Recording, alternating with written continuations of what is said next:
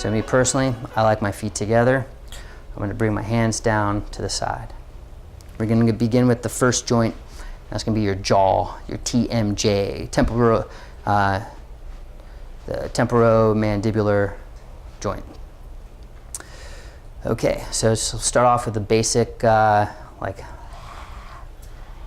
you know, and you can, get it going like a, so, and easy, because chances are we might be a little bit tight.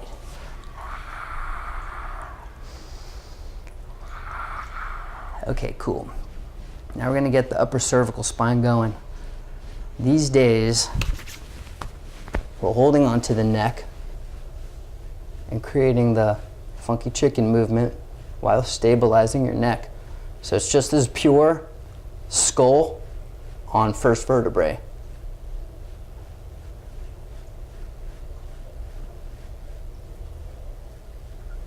Okay, the next one is the rotation. So again, I like to line it up, bzzz, and then with my eye gaze, there's a great term called drishti, kind of like your gazing points. I kind of like to think of myself as an animal on the horizon, just checking it out. Kind of like a grid. Insert grid feature, and like you pick a grid line. And when done first thing in the morning, it might be tight, probably will be tight. And your job right now is just to kind of like tune into the areas of tension. If you find some areas of tension and you're aware of it, chances are you're not going to plow through that zone later on in the day. You might go surfing and you might realize, hey, I got some restriction in my neck. Chances are you're going to want to lubricate it before you go surf or do yoga or before you back out of your driveway in your car so things don't get catchy.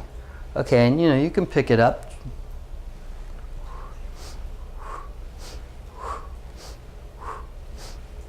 Okay, so then the next movement, that's the no motion, is the yes motion.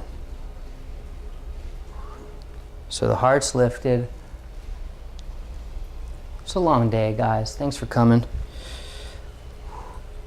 We should have had you take a Polaroid picture of your energetic state before we did this. So do it now so you can see if you're tired, how tired you were, and then how alive you feel after this is done. Okay, so then the next one is going to be the tilt.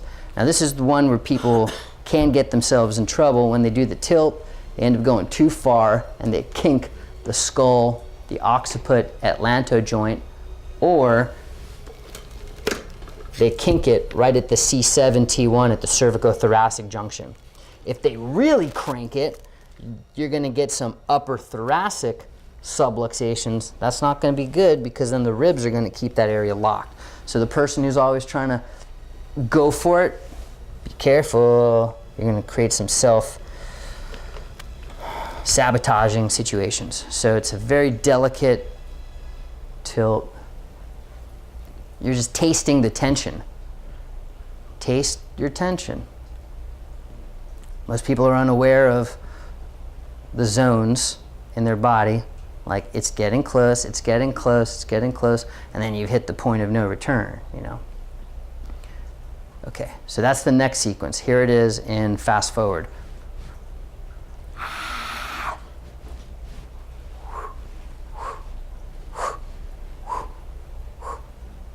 Basic version. The advanced version, we're going to bring the chin in and down, and then neutralize it, and then chin forward, and then up, and then back to center. So when we bring the chin in and down, you're not going to be able to go as far because you're going to like isolate the upper cervical spine.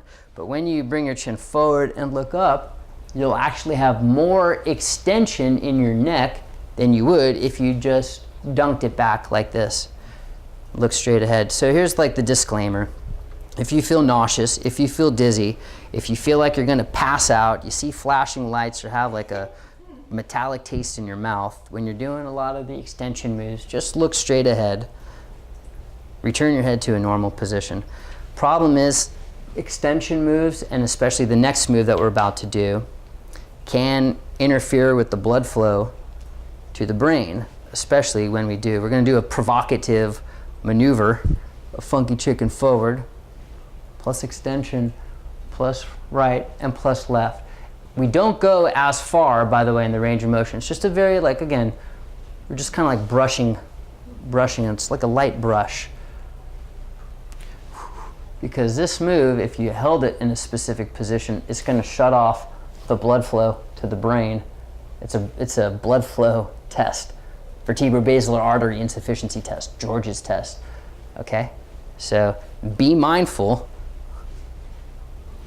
And by the way, if it's jammed up when you're doing this, it could be also like a nociception, flooding, and your body's like, whoa, it's so misaligned, it's so jammed up, and then like, whoa, hello, okay, back to center.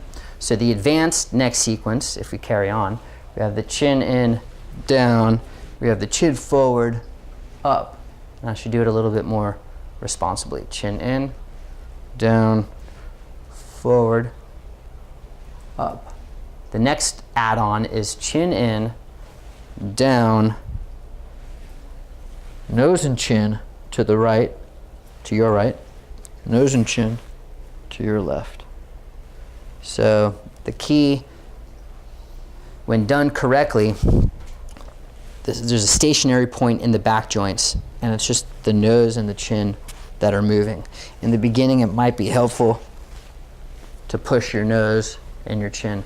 I had a fun video that we did at the Hollywood Bowl. It was reggae night, all of Bob Marley's sons, and I was just grooving. And it just so happened Dr. Mike thought it'd be funny to film me as I was just kind of like grooving. And it was kind of a magical, it was definitely a mystical, magical night. Okay, the next one is a tilt plus rotation. So again, you're gonna kind of come up, tilt plus rotation. Back to center, so it's a tilt, rotate, neutralize, centralize, tilt, rotate, neutralize, centralize, tilt, rotate, neutralize, centralize, tilt, rotate, neutralize, centralize.